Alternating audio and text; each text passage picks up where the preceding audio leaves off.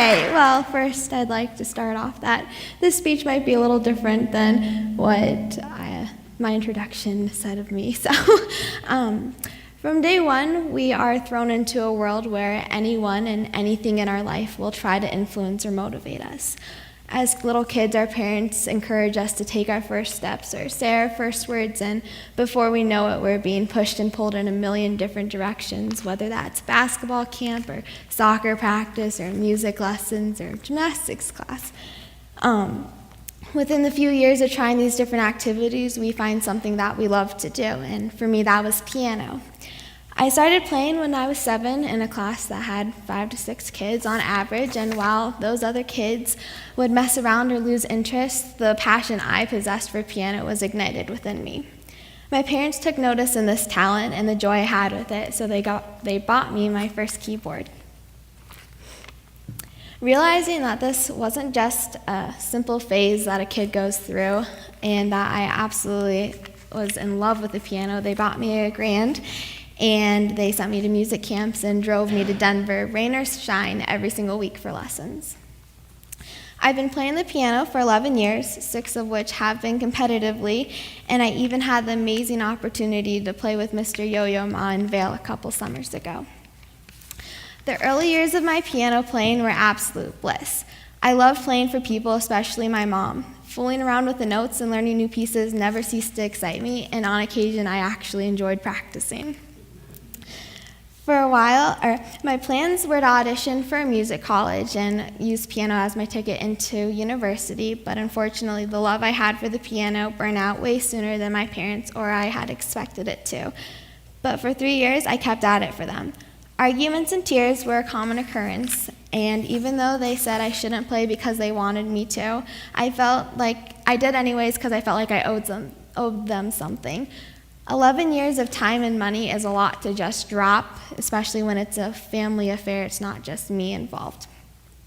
My parents invested so much of their lives into my piano playing, and I will forever be grateful no matter what I do with it.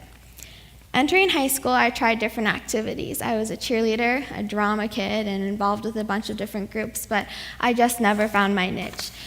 By my sophomore year, piano was a dying cause, and I was struggling to make a name for myself. Without piano, I felt naked with no identity. It wasn't until my assistant principal, Miss Joelle Broberg, annoyingly insisted that I take part in a statewide diversity conference. Although at first I was very, very close-minded to this idea, her persistence was the key to unlocking the rest of my years at Evergreen High School. Diversity spoke to me the way piano had so many years ago, although this was different. Diversity gave me back my identity. With my voice being heard once again, I was able to prove to my parents that I'm more than Kate, the piano player.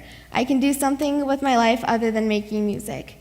For the next 2.5 years, I worked with staff and students of Evergreen High School, along with a handful of other kids from neighboring schools, and soon I was acknowledged as a leader within my community. At first, my motivation with diversity was influenced by nothing else than my excitement that I felt whenever anybody mentioned the conferences that I went to or the meetings that I attended. I was just super excited, and that's all I wanted to talk about was diversity.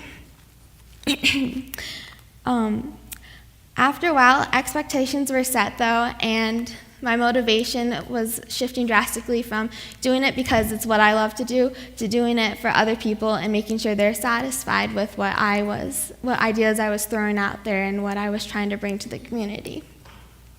I recently cut back on my involvement with student councils and diversity activities and meetings, but I know one day I'll be back and stronger than ever. Earlier today, I was asked what my biggest motivation was, and I couldn't come up with an answer that I was happy with.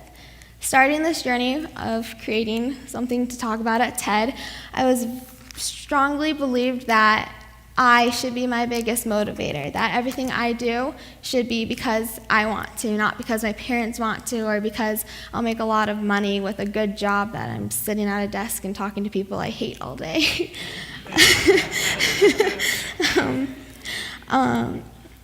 I'm not sure that's the case anymore, though.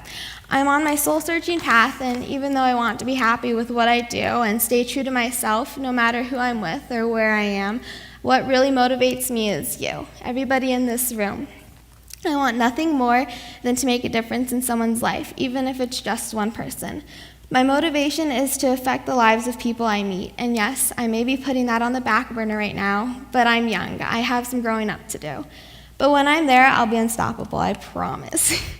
I strive for excellence in everything I do, and in my life, I just want to make a difference. I have yet to find something that I do for myself and that I can proudly say that I'm identifiable with always.